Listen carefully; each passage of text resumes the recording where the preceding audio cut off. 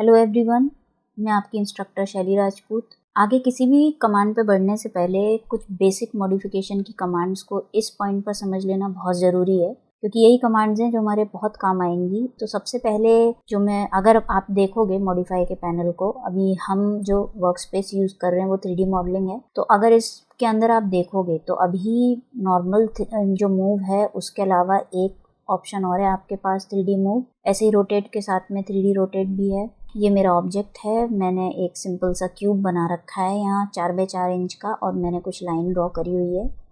तो मूव कराने का सिंपल तरीका जो नॉर्मल आपका 2D में मूव कराते हो, आप कैसे कराते हो? आप या तो M एंटर करते हो मूव के लिए, या ऊपर से ऑप्शन ले लेते हो, फिर ऑब्जेक्ट सिलेक्ट करते हो, फिर एंटर करते हो, फिर वो बेस पॉइंट पूछता है, ठीक है, फिर कहाँ रखना है वो बताना होता है आपको। तो आप ऐसे उसको मूव करके बता देते हो। ये हो गया आपका 2D मूव, ठीक है। इसको हम अनडू कर देते हैं। और एक तरीका और होता है मूव करने का, जैसे अगर मुझे अभी Z में मूव कराना है तो मैं क्या करूँगी, ऑब्जेक्ट सिलेक्ट करके मैं M एंटर प्रेस करूँगी। अब बेस पॉइंट कभी भी ज़रूरी नहीं होता कि आप ऑब्जेक्ट के ऊपर ही क्लिक करो।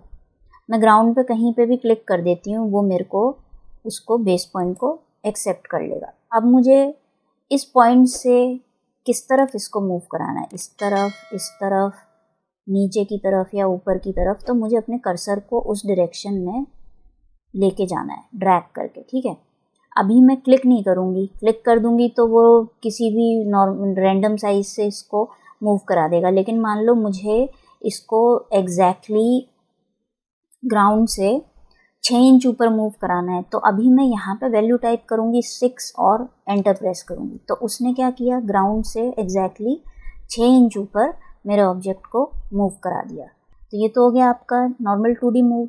अब अगर मैं 3D मूव की बात करूँ तो यहाँ पे 3D मूव ये आप ऑप्शन देख सकते हो। इसको जैसे ही मैं क्लिक करूँगी तो वो स्क्रीन पे मेरे से ऑब्जेक्ट को सिलेक्ट करने के लिए कह रहा है, तो मैंने अपने ऑब्जेक्ट को सिलेक्ट कर दिया। और चूंकि ये एक सॉलिड है तो ये एक बार में ही पूरा ऑब्जेक्ट सिलेक्ट हो जाएगा। सिलेक्शन के बाद मुझे एक बार एंटर प्रेस करना है।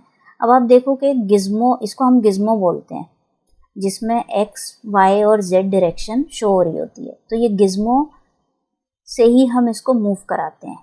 जैसे अगर मुझे इसके पैरेलल चलना है, ग्रीन वाली एक्सिस के पैरेलल इसको मूव कराना है, तो मेरे को इस एक्सिस को क्लिक करना पड़ेगा ताकि वो लॉक कर दे मेरी पोजीशन को, और वो सिर्फ इसी डायरेक्शन में फिर उसको मूव कराएगा, ठीक है। यहाँ पे वापस से सिलेक्ट करके एंटर करते हैं। अब ये Z को अगर मैं क्लिक करती हूँ तो ये फिर Z में ही मूव कराएगा। तो गिज़्मो का ये मतलब है।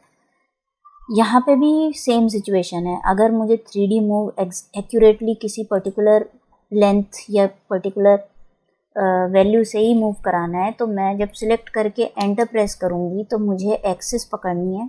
मान लो मुझे इसको Z में ही वापस से नीचे की तरफ, मान लो मुझे वही 6 इंच वापस अपना मूव कराना है, तो नीचे की तरफ मैंने अपना कर्सर डायरेक्ट किया। क्या किया मैंने, वापस से बताती हूँ। मैंने 3D मूव लेके अपने ऑब्जेक्ट को सिलेक्ट किया, फिर एक बार एंटर प्रेस किया, फिर मैंने एक्सिस पे क्लिक किया और मैंने उसको फिर नीचे की तरफ डायरेक्ट करा अपने कर्सर को ड्रैग करके। फिर मैंने वैल्यू टाइप करी 6 इंचेस के लिए और फिर एंटर प्रेस कर दिया। तो उसने वापस से मेरे ऑब्जेक्ट को 6 इंच नीचे रख दिया। तो एक्सिस के अकॉर्डिंग भी आप कर सकते हो अपने ऑब्जेक्ट को मूव। उसके लिए आपको सिर्फ एक्सिस पे क्लिक करना है तो वो उस एक्सिस पे लॉक कर देगा, आप उसी पे मूव करा सकते हो। फिर बस आपको वैल्यू टाइप करनी है, जितना आपको आगे पीछे उसको मूव कराना है। मान लो मेरे को इसको 1 फीट मूव कराना है, तो 1 फीट मैंने टाइप किया और स्पेस बार प्रेस किया, तो उसने 1 फीट इसको पीछे की तरफ मूव कर दिया, क्योंकि मैंने उसको पीछे की तरफ डायरेक्ट किया था अपने कर्सर को। तो इस तरीके से आप इसको मूव कर सकते हो, ठीक है।